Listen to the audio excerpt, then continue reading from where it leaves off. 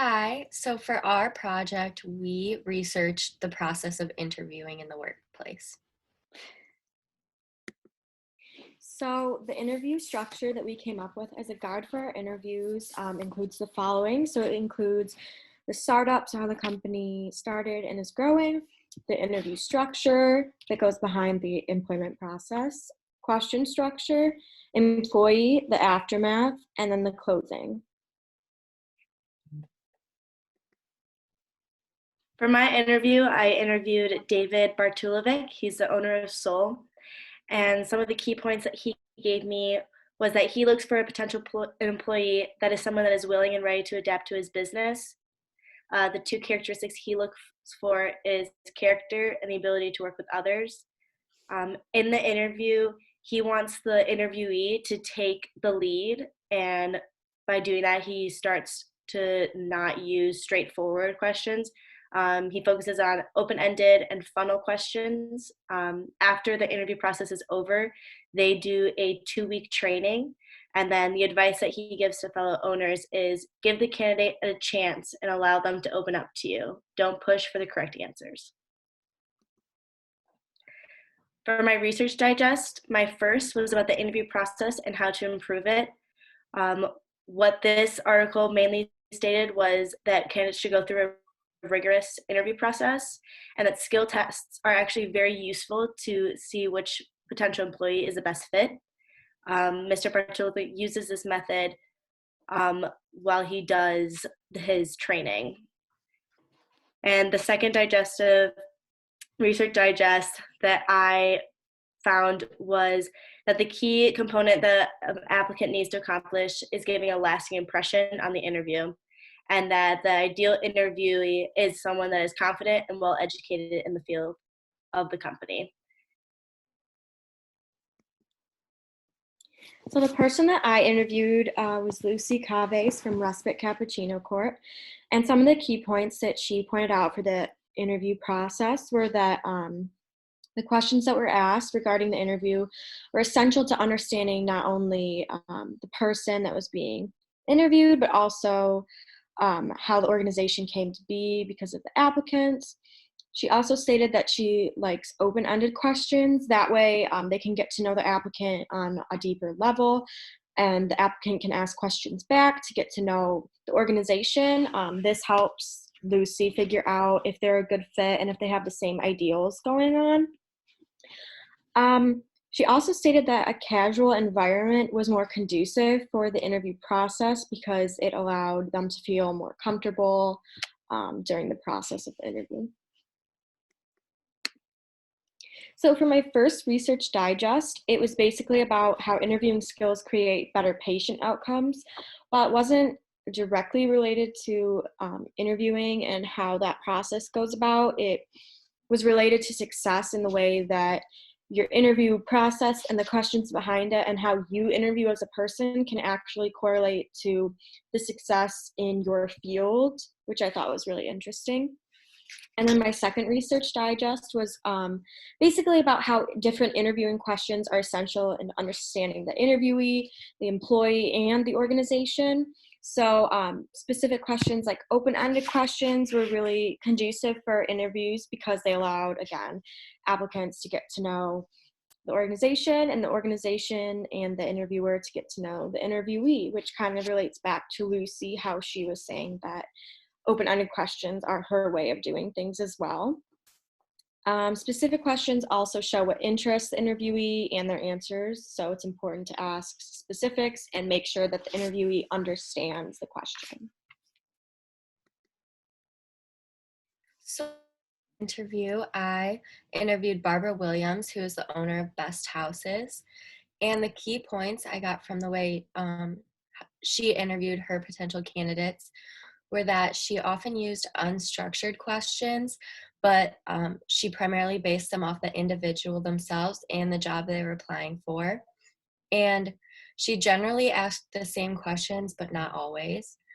And she often used open-ended questions, but towards the end, would use more closed-ended questions based on the tasks that the candidate would have to do in the job. And if the interview was going well and she found them to be a good potential employee, she would use the funnel approach. However, if she did not, she would use the tunnel approach and end the interview before she started asking specific questions. And she found that a work hard, play hard was her um, of a candidate. However, when interviewing for managers, she found them to be more productive when they had a tough guy persona. And she said a good personality and a well kept appearance made the biggest difference when interviewing. So, for my first Research Digest, it was about how to conduct effective job interviews. And it took the interviewer's perspective. So, they found that it was important to figure out if you wanted in a new hire to ensure you were asking the right questions and avoiding vague or unproductive questions. And it was important to make the job candidate as stress free as possible to make them feel more open and honest throughout the interview. And when the interview seemed to be going well, is when the interviewer should begin selling the job. And my second Research Digest was about making sense of the quantitative interview technique. So they found that unstructured or semi-structured interview formats produced qualitative data, while structured formats generally produce quantitative data.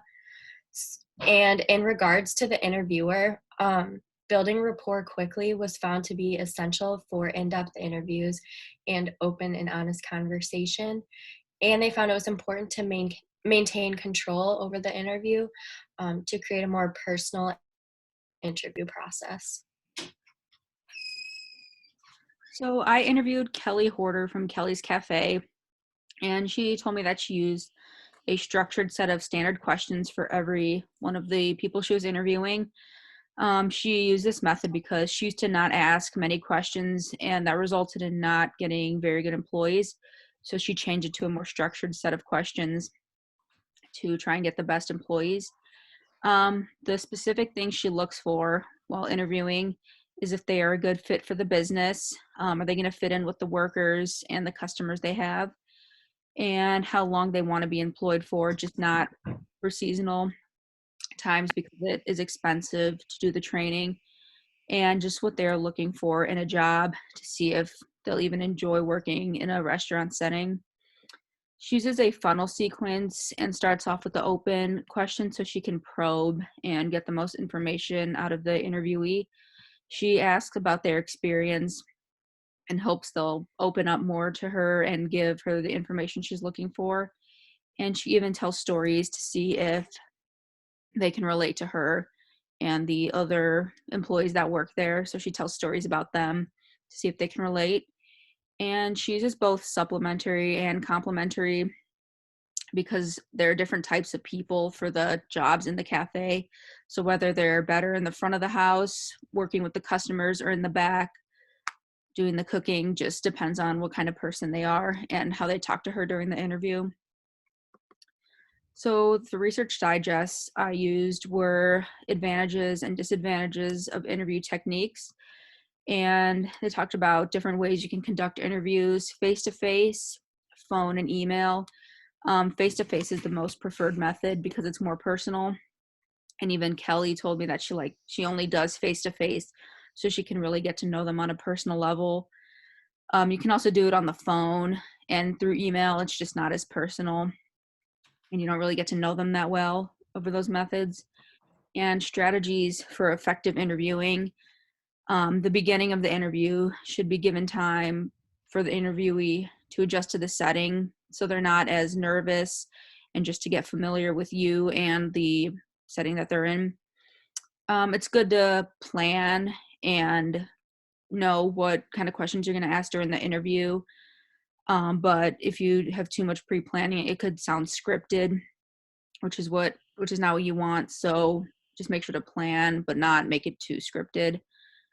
And the tone of the interview should be friendly to make them more comfortable. But while you're building rapport, you should not tell them that they shouldn't be nervous or that they need to relax, because that's just not very professional, and it could make them more nervous and not relaxed. So I interviewed Megan Cunningham of King Media. When I asked her about the structure of her interview, she said that they run a structured interview and that they like to keep a pretty tight ship in order to really narrow down those responses and make sure they have the best candidates possible. She also said that they use open-ended questions generally to get the most out of a candidate because when it comes to interviewing, the more information you can get about an interviewee prior to hiring them, the better. And then also the organization uses a tunnel approach when structuring and asking questions. And then when I asked her how are their interviews crafted, she said that they look to fill a position. So there are obviously questions that have to be answered correctly to know someone's knowledge and skill, but they also look for questions that they'll answer so that they can figure out who best fits their team. So they might ask personal questions to get to know the interviewee better. For my first research digest, I did the effects of interview structure on recruiting outcomes. So as for the structure of interviews, interviewees react more favorably to unstructured interviews. This just makes sense because there's less pressure on them to answer with the correct response and more just have an open dialogue with the recruiter. Also, for attributes of structured interviews, there's relevance to the job, low voice, and standardization. For my second research digest, I did effective interview practices for accurately assessing counterproductive traits. So in this, they talked about how interviews are used to assess the personality attributes of job candidates and common advice to job seekers, and also to see if employees exhibit interpersonal traits that allow them to interact pleasantly and effectively with coworkers and customers. This ties back into my interview with Megan because she said they ask questions to see if they're the best fit within the organization and to see if they actually exhibit the skills, which ties into the next part, which is evaluating if the candidate exhibits traits that are productive for work, such as conscientiousness, agreeableness, and emotional stability. At the very end, we all came together to discuss all of our interviews and also our research digests, and we found similarities along with differences. Things that we found in common were that interviewers like and need to create a welcoming space for their candidates. Also, choosing the candidates that stand out, not only in resumes, but during the interview itself. A lot of our interviews, we all came to the agreement that being educated about the company, being able to communicate well, and not giving scripted answers were the most influential part of the interview. And our differences, we all agreed upon that different businesses will have different ways that they structure their interview. And through that, there are differences with tunnel versus funnel, structured versus unstructured, open ended versus closed ended, and tough guy versus work hard, play hard.